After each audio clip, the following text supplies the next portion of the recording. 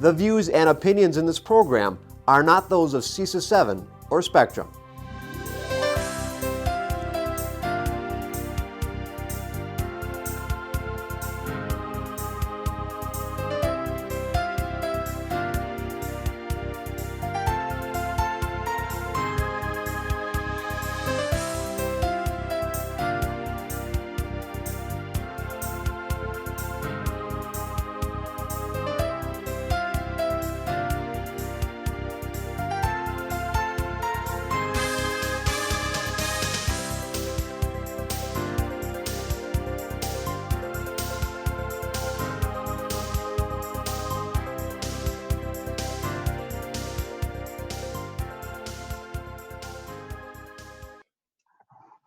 All right, I'd like to call the special board meeting to order and entertain, oh, actually, I'll do roll call first. Sandy? Becker, Aye. Maloney, Here. Actually, Are you here or I? here. We're just taking Here. roll call. McCoy, Here. Sitnikow, Here. Shelton, Here. Vanden, Heuvel, Here. Warren. Here. All right, all 7 board members are present, and I will entertain a motion to adjourn into closed session. Kristina? Sure. I move that the board convene in closed session pursuant to Wisconsin statute 19.85, paren 1, paren C, considering employment, promotion, compensation, or performance evaluation data of any public employee over which the governmental body has jurisdiction or exercises responsibility, and pursuant to Wisconsin statute 19.85, paren 1, paren E, deliberating or negotiating the purchasing of public properties, the investing of public funds, or conducting other specified public business whenever competitive or bargaining reasons require a closed session, more specifically to wit, new superintendent contract. The board will return to open session to vote on items discussed in closed session. Second. Sandy? Maloney, Aye. Warren, Aye. excuse me, Vanden, Heuvel, Aye. Sitnikow, Aye. Becker, Aye. McCoy, Aye. Shelton. Aye. Carried 7-0, and we will convene in closed session on the Google Hangout invite that we all have. See you at 6. All right.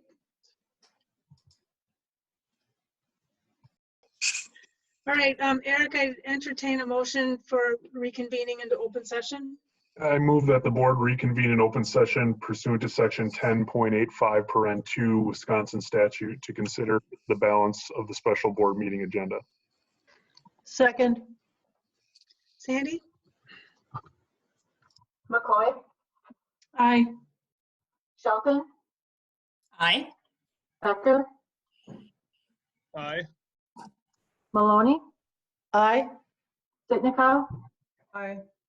Warren, Aye. Vanden, Heuvel. Aye. Carried 7-0. And then I'd entertain the next motion under Superintendent of Schools and Learning's contract. I move that the issuance of the superintendent of schools and learning's contract to Stephen Murley with related benefits for the 2020-2021 and 21-22 school year be approved. Second.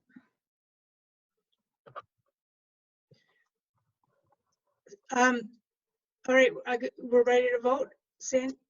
Do we have no ability to discuss anything? We don't have any, we can't make any statements, we can't talk, we can't have any discussion at all? Jeff, can you answer that?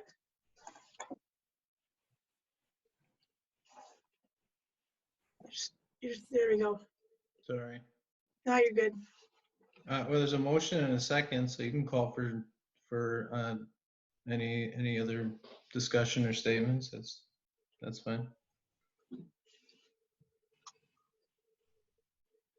Well, I'm hoping that we all have something to offer on this contract vote.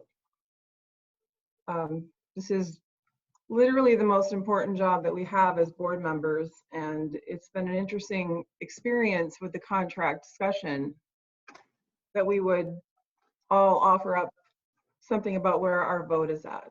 I'm sure our community would appreciate that as well.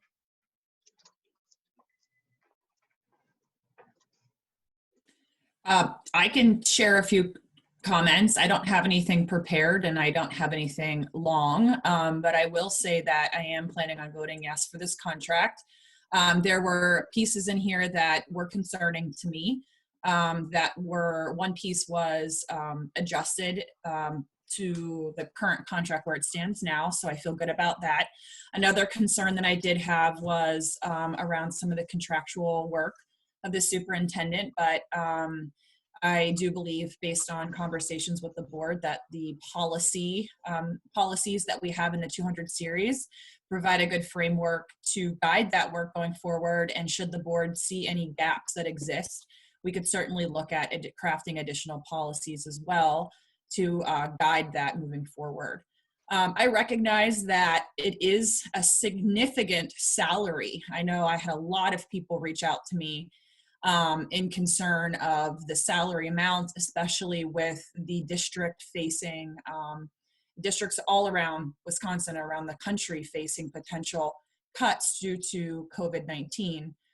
And while I recognize that those concerns are incredibly valid, we are in a place and time and space where superintendents are paid this amount of money. This is the standard rate. And I think that begs a greater question of equity and pay.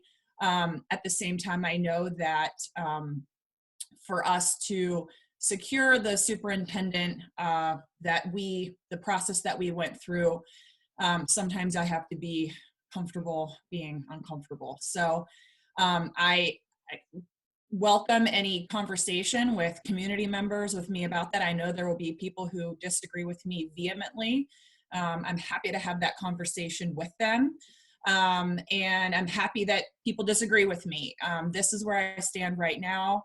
And, you know, I did vote no originally, vote no for Mr. Murley as the superintendent, but I am looking forward to him coming into our district. And I hope that this contract sets the stage for a solid transition. And as a board member, I'll do my best to be a part of that. So I'll end there. I'm comfortable with the contract as is. The salary that we're paying, kind of what Kristina said, is competitive with other superintendents across the state. We're kind of in the middle of the range in terms of the large school districts in Wisconsin. And I think it's a fair contract. It was negotiated in good faith, and I too am very excited to have Steve join us in July. Yeah, I'll jump in really quick. This sort of wraps up the superintendent search process, something that I've led since September. It was a great learning experience for me. Definitely will reflect on some things and maybe do things differently next time, hopefully not for a long time. But overall, I'm happy with the process, tried to be inclusive. And at the end of the day, I'm excited for Steve to come to our district and help lead us forward. And so, yeah, I'm comfortable with the contract. I agree with everything that's been said thus far, and I plan to support the contract and vote yes. I would, have not been happy with the contract negotiation process. I think I made myself pretty clear on that. I frankly believe it's been Machiavellian, convoluted, but that's another issue. What do we know? We know that there is language in this contract that was not in the prior contract that Mr. Murley had. It's also language that was not in Dr. Langenfeld's contract. And I'm I have a lot of issues with that language, and I've made myself clear on that as well. It didn't seem to matter. What do we not know? And what is keeping me up at night? I don't know why a governing body would allow arbitrary language that isn't even enforceable to be part of a contract with its number one employee. I think that's a slippery slope. I think what it does is it creates an environment that's ripe for conflict of interest, investigations, and what does that translate to? I believe that language that has been added, that again, to reiterate, is not in his last contract or Dr. Langenfeld's contract. I think it's going to be used to control and silence dissension of public school board members, and I think that's unfortunate.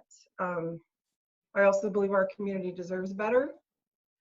I would have liked to have had more of an opportunity to have a discussion on this rather than have to take hours on a weekend to try to force a closed session.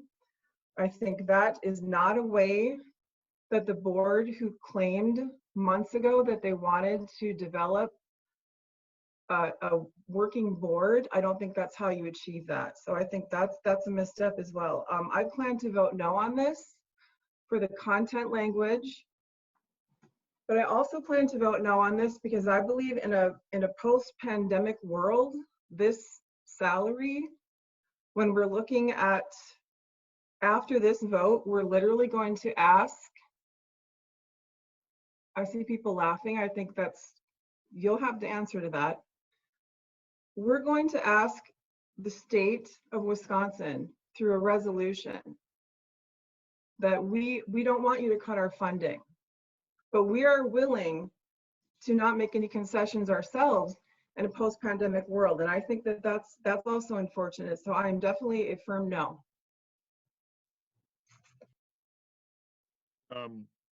So I think I've been pretty consistent in when pay parameters have been discussed that this is, you have to end somewhere reasonable for your district size. Dr. Langenfeld has not taken raises certain years, and that's common with superintendents, and then but then you're left at the end needing to be competitive. You know, we have, do I share concerns about unequal, vastly unequal pay in the world? Yes, I do. But in education here in a school district of 20,000 kids, the new superintendent won't even be 6 times what the full-time entry-level teacher is, right? In the corporate world, that's hundreds. So I'm okay with pay that was negotiated within our parameters.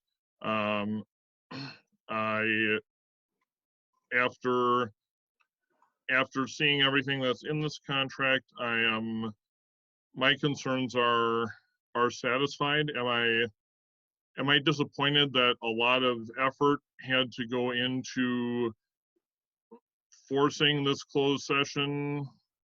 Yes, I think as soon as with something like this, not you know, maybe with the pandemic going on, if it was asked to just provide input and then do a final vote on a contract of bids that were scored according to bidding procedures, that would be one thing. But there isn't a more important contract that we do, and I'm disappointed that there was a lot of energy forcing this to happen instead of it just happening right away. As soon as it was, if one board member thought we need to get together and talk, I think we should have done that. That's not a reason for me to vote against the contract. Voting against the contract would have been if I thought the pay was completely out of line, or if language items were completely out of line. I think the board is protected in what's here. I think there might be a couple areas to address in policy that aren't stated one way or another in this contract, but the board retains authority there. So I did vote, as I've made clear, my no vote was an expression of my extremely strong support for the other candidate that I needed to make clear with my vote. But I am able to vote for this contract as it stands now. Thanks, Andrew. I'm going to just jump in and say one other thing, because I think what you're saying is important, as well as what Rhonda said. I did also have, and I do also have, and I've had consistently with my time serving on the board, concerns about process and the integration and the consideration of every board member's feedback and participation in input and process, especially in our most important decisions that we make. There were concerns with this process. I have shared some of those concerns, and I agree. I will vote yes on this, and at the same time continue to work towards ensuring that there is consistency and collaboration that integrates everyone's voice at the table. But I think that's sort of a separate conversation for me, but something that's always been part of my work. I'll just chime in with my feelings on this vote. First of all, I think it's just incredibly important that, especially with where we are right now, that we have really good, experienced leadership. I think we've grown kind of used to having that right now. But imagine what that might look like if we didn't have that our next person didn't have that experience. We take it for granted, but we probably shouldn't. This process was, from the beginning, very labor intensive and very lengthy, but ultimately very sound. And I just want to say to anyone who's watching this meeting out there, who has concerns, and also to the media, I want to assure people that this process was sound, that it was amazingly routine and frankly pretty ordinary. There wasn't anything about it. There wasn't any juncture where I didn't feel like I could give voice to my concerns, or that I couldn't, have input if I chose to, or that there was anything about this that, there were bumps along the way, certainly. There was a lot going on, but I think Eric did a great job, and I have no real serious concerns about any of the process that we've been through. Contract negotiation is sometimes fraught with all kinds of complexities. But the truth of the matter is that when you have a contract negotiation, both parties get to ask for things of each other. And we're asking a lot from Mr. Murley, and he can ask them things of us as well. So I think that if you do, and I've shared this with my fellow board members, if you look at a simple Google search of our school district right now and our school board, I don't think that there's anything that would, that would make people think that maybe our next superintendent might want some reassurances from us. So I'm comfortable with this contract and the content. I think Jeff did a great job in negotiating it, and I think that that the process, like I said, was sound, and negotiations happened in good faith, like Brenda said. So I will be voting yes. So I couldn't not look, Laura, and I yes, people, both sides get to ask, but I just have to say I couldn't not Google Green Bay Area Public School Board, so I am just going to take an opportunity to share some positives. And yep, if you keep going all the way through any big district, there's going to be good and bad parts. But first and second were the clean energy resolution. Then stuff that was about other places near Green Bay. Green Bay parents given grading options for online learning. 2 about one of our associate superintendents who earned the job leading another school district. and one about an employee of ours who stepped up to run for a county board seat. So there's good in there too. There's a lot of good in there. I agree with you, Andrew. But when you talk specifically about the school board and some of the things that have happened in recent times, you know, investigations, hiring facilitators to try to get along better together, and various other things, you know, meetings with principals that have big concerns about our school board. Those are real things. So you know, I wouldn't fault anybody who would be coming to our district as a superintendent. They might have a little trepidation, that's all. So you know, Laura, I'm glad you brought that up too, because I think what you're saying highlights exactly what I was saying about process, right? That the things that we need to do better, we can do better by improving the process. So I think you're exactly right. You're exactly right. There's going to be good, there's going to be bad. But if your experience is really positive and somebody else's experience isn't, that means we have inequities of experience. That means that there isn't a consistent experience of all board members that come out of the process feeling the same way. And so you're exactly right. That resonates in the community, and therefore that shows that we can do a better job. So thanks for sharing that. I appreciate that. I would also like to thank Laura for admitting that there is language that has been put into this contract to attempt to silence dissension with elected board members. So I appreciate I didn't say that, Rhonda. I never said that. I think you Didn't acknowledged happen. that. Didn't I happen. disagree. People can make up their minds later. Yeah, when I they don't think see she the said it contract. either. You did not say that. I get to have an opinion on this. But you And don't get to say lies. Okay, I'm giving you my opinion, and what you said, I believe, puts an exclamation point on the added language in this contract that I believe undermines state law, and people in the community get to determine what they feel about that. That's what I'm saying.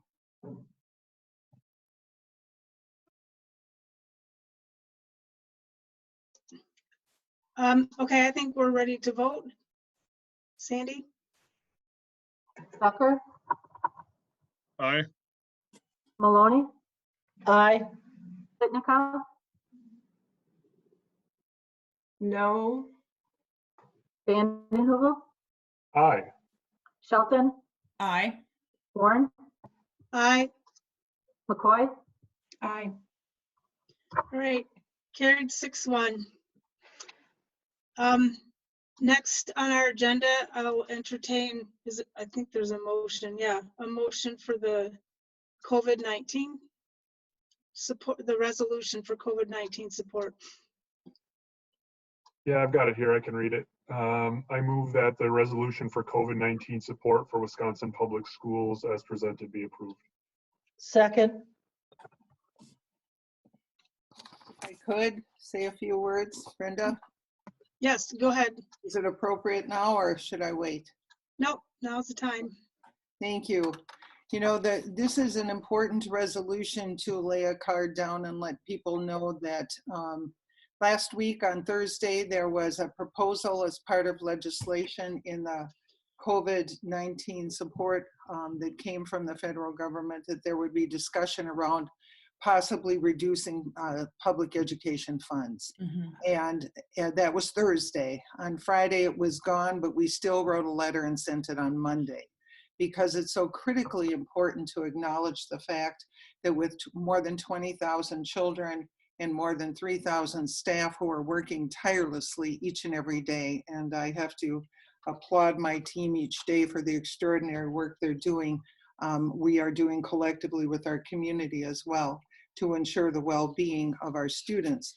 But at the end of the day, there is some cost, both potentially detrimentally to students if we start to reduce money at a time and place when we need the resources and supports. I'm very pleased to hear that the legislature on both the Senate and the Assembly side voted to support a bill that did not include any reduction in public education funding.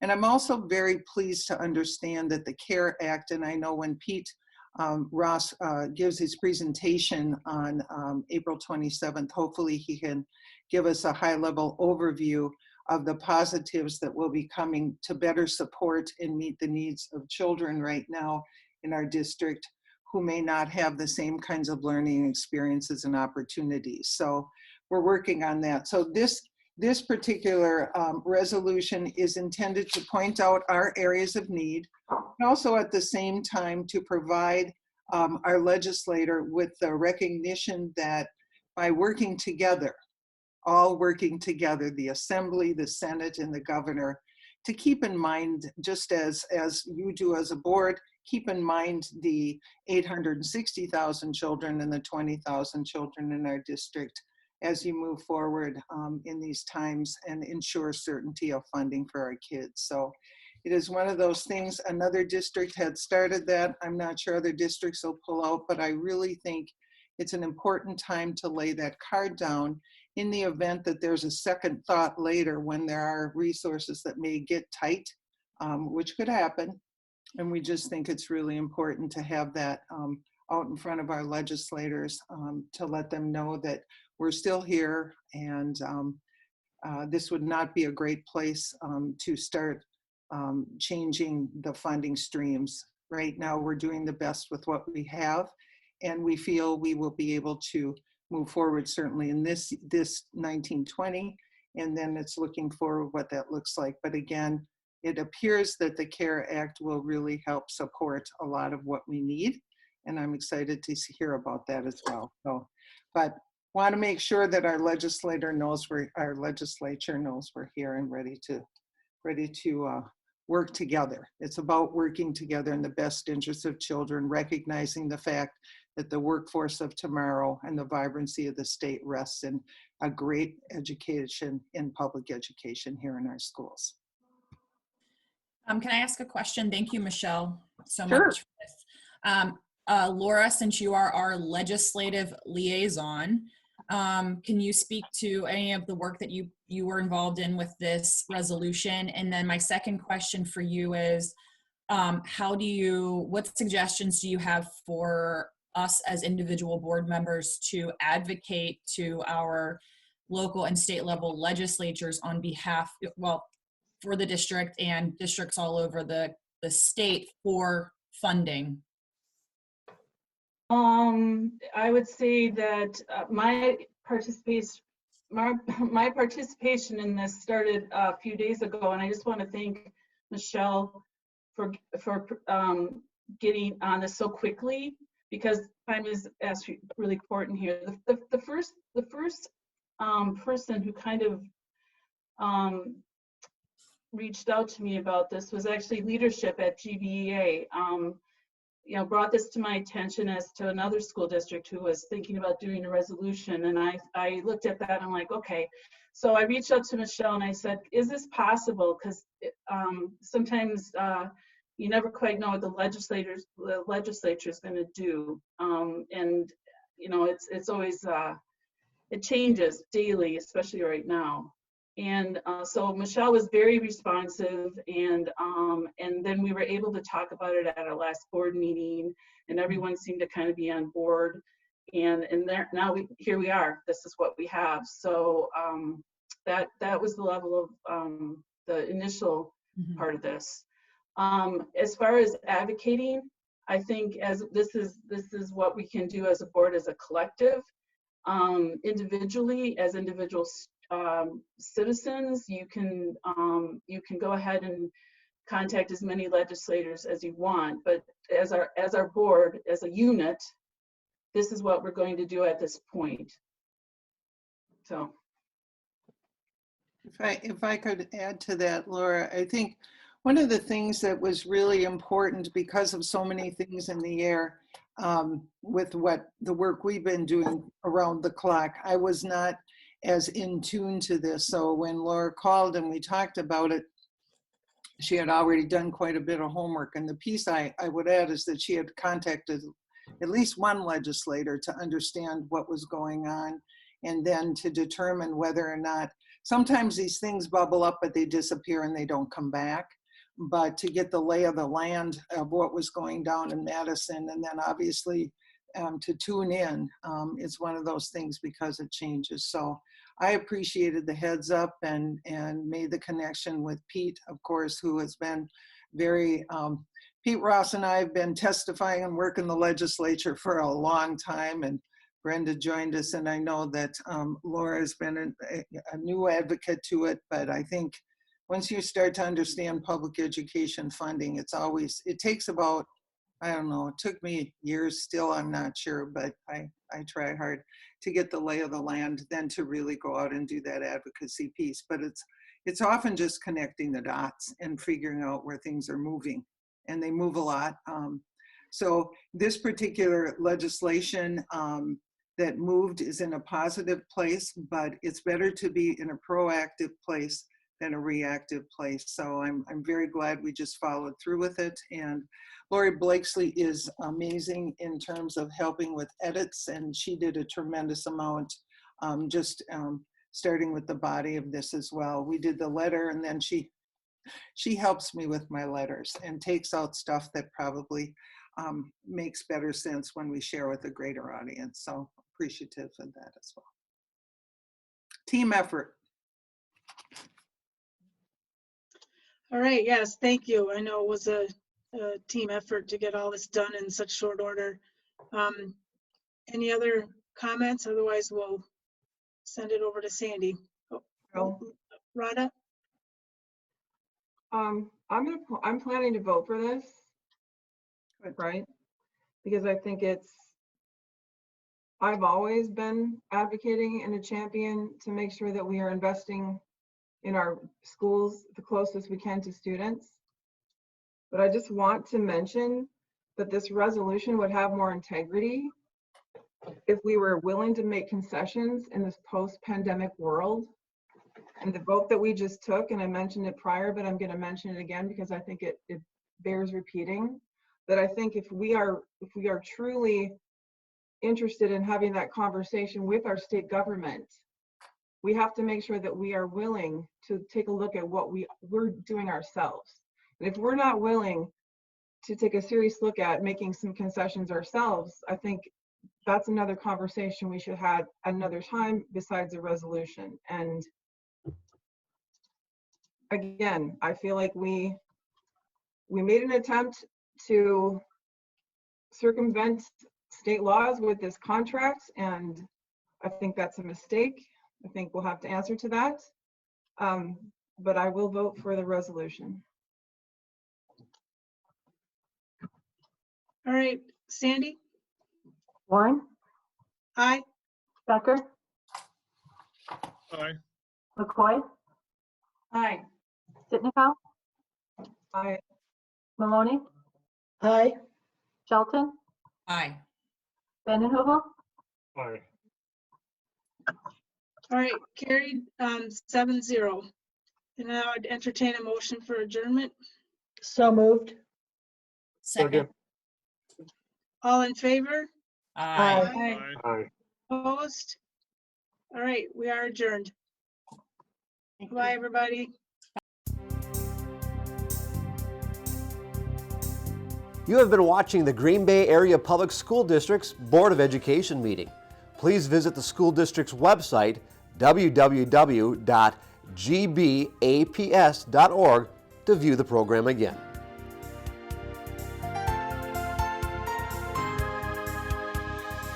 If you cannot fully access the information on this video, please let us know the accessibility issue you are having by calling 920-448-2025 or by email at communications@gbaps.org. We will try to provide the information to you in an alternative format and/or make the necessary improvements to make the information accessible.